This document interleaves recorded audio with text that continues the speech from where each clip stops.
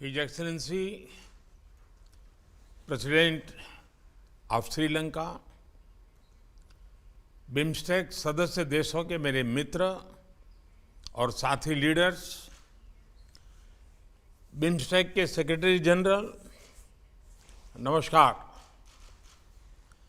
आज 5वीं BIMSTEC summit में आप सबसे मिलकर मैं बहुत ही प्रसन्न हूं।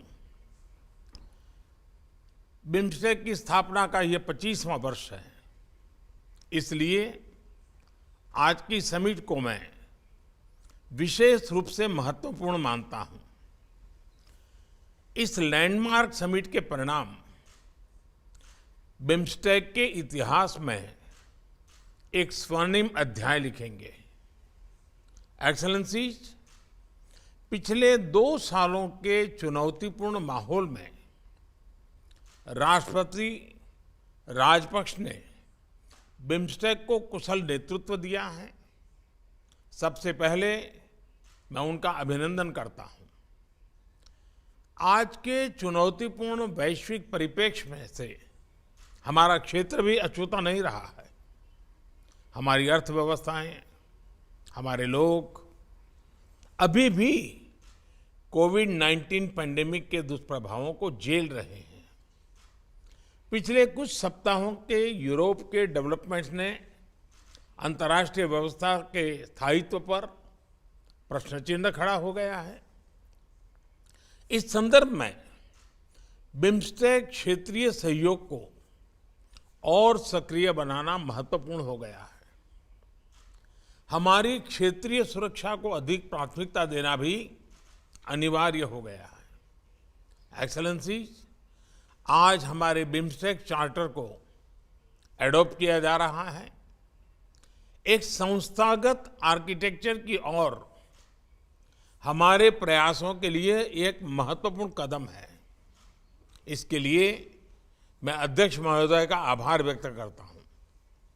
चार्टर में हमने हर 2 साल में समिट मीटिंग्स और सालाना विदेश मंत्रियों की बैठक का निर्णय लिया है। मैं इसका स्वागत करता हूं। अब हमें अपना ध्यान इस बात पर फोकस करना चाहिए कि इस आर्किटेक्चर को और मजबूत कैसे बनाया जाए।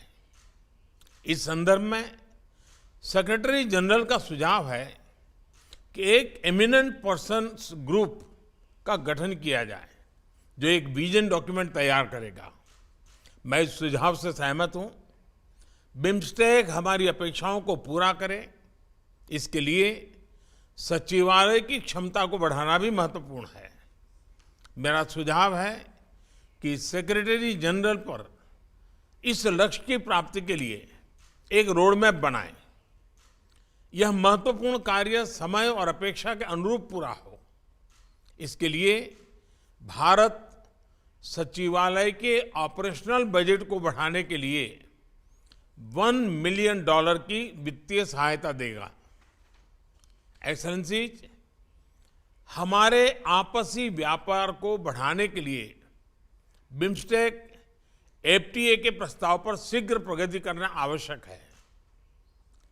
हमें अपने देश के उद्यमियों और स्टार्टअप्स के बीच आदान प्रदान भी बढ़ाना चाहिए। इसी के साथ हमें ट्रेड फैसिलिटेशन के क्षेत्र में इंटरनेशनल नॉर्म्स को अपनाने का भी प्रयत्न करना चाहिए।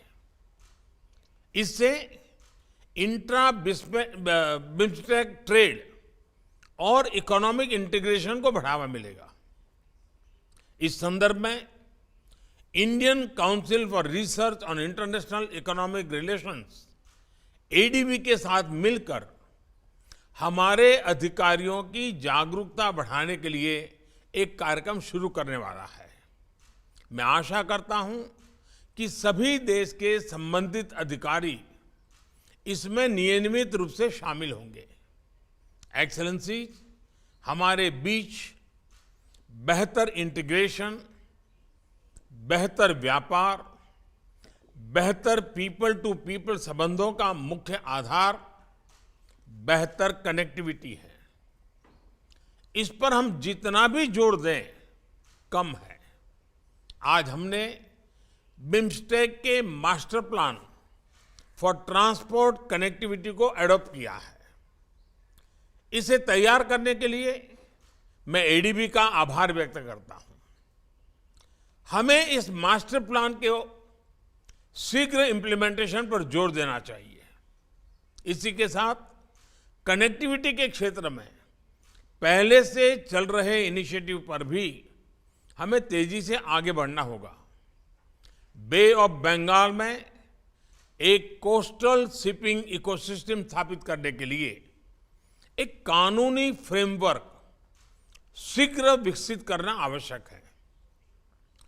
इलेक्ट्रिसिटी ग्रिड इंटरकनेक्टिविटी को भी चर्चाओं से आगे ले जाकर धरातल पर उतारने का समय आ गया है।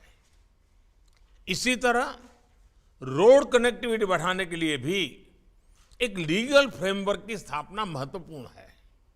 एक्सेलेंसी, हमारे क्षेत्र पर हमेशा से प्राकृतिक आपदाओं का खतरा रहा है। डिजास्टर मैनेजमेंट, विशेषकर डिजास्टर रिस्क रिडक्शन पर सहयोग के लिए BIMSTEC centre for weather and climate एक महत्वपूर्ण संस्था है और इसे सक्रिय बनाने के लिए मैं आप सबका सहयोग चाहूंगा। इस सेंटर के कार्य को पुनः शुरू करने के लिए भारत $3 मिलियन का योगदान करने को तैयार है। भारत ने हाल में तीसरी बिम्स्टेक डिजास्टर मैनेजमेंट एक्सरसाइज पैनेक्स 21 आयोजित की।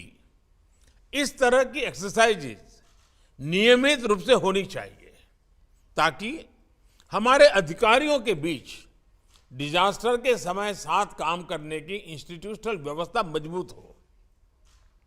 एक्सेलेंसीज, क्वालिटी एजुकेशन संबंधित सस्टेनेबल डेवलपमेंट गोल को प्राप्त करना हम सभी की राष्ट्रीय नीतियों का महत्वपूर्ण हिस्सा है। हम नालंदा अंतर्राष्ट्रीय विश्वविद्यालय द्वारा दी जाने वाली बिम्स्टेक स्कॉलरशिप योजना का विस्तार करने और उसका दायरा बढ़ाने की दिशा में काम कर रहे हैं। हम बंगाल की खाड़ी को केंद्र में रखते हुए मरीन साइंस पर ज्वाइंट रिसर्च को बढ़ावा देने का भी प्रयत्न कर रहे हैं। कृषि क्षेत्र सभी बिम्स्टेक देशों की अर्थव्यवस्था का आधार है।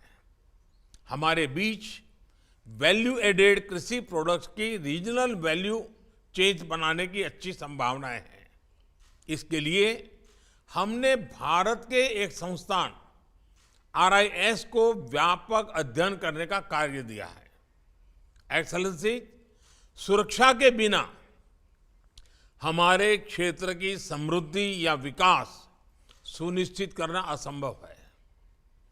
काठमांडू में हमारी चौथी समिट में हमने आतंकवाद, ट्रांसनेशनल क्राइम और नॉन ट्रेडिशनल थ्रेट्स के खिलाफ क्षेत्रीय कानूनी ढांचे को सुदृढ़ करने का निर्णय लिया था। हमने अपनी लॉ एनफोर्समेंट एजेंसीज के बीच सहयोग बढ़ाने का भी फैसला किया था। मुझे खुशी है कि हमारा कन्वेंशन टू कॉम्बैट टेररिज्म पिछले साल से सक्रिय हो गया है। आज की समिट के दौरान हमारे बीच mutual legal assistance treaty on criminal matters पर भी हस्ताक्षर हो रहे हैं।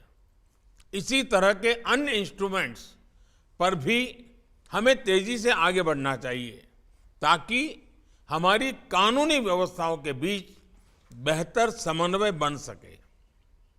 आज हमारे डिप्लोमेटिक ट्रेनिंग इंस्टीट्यूट्स के बीच सहयोग के लिए एक समझौते पर हस्ताक्षर हो रहे हैं। ऐसा ही एग्रीमेंट हम अपने लॉ एनफोर्समेंट ट्रेनिंग इंस्टीट्यूट्स के बीच भी कर सकते हैं। भारत की फॉरेंसिक साइंस यूनिवर्सिटी अपनी फील्ड में एक यूनिक वर्ल्ड क्लास संस्था है। हम इसमें बिम्स्टेक देशों के पुलिस और फॉरेंसिक ऑफिसर्स के लिए कैपेसिटी बिल्डिंग की व्यवस्था भी कर सकते हैं। एक्सेलेंसीज, आज जब हमारा क्षेत्र स्वास्थ्य और इकोनॉमिक सिक्योरिटी की चुनौतियों का सामना कर रहा है, हमारे बीच एकजुटता और सहयोग समय की मांग है। आज समय है बे ऑफ बंगाल को bridge of connectivity, bridge of prosperity, bridge of security बनाने का। मैं आप सबका आह्वान करता हूं कि 1997 में जिन लक्ष्यों के लिए हमने साथ साथ चलने का निर्णय लिया था, उनकी प्राप्ति के लिए हम एक नए जोश, नई ऊर्जा के साथ फिर से अपने आप को समर्पित करें। प्रधानमंत्री प्रयुक्त चान-ओछा बिम्स्टेक के अगले अध्यक्ष के रूप में मैं थाईलैंड का स्वागत करता हूं और शुभकामनाएं देता हूं।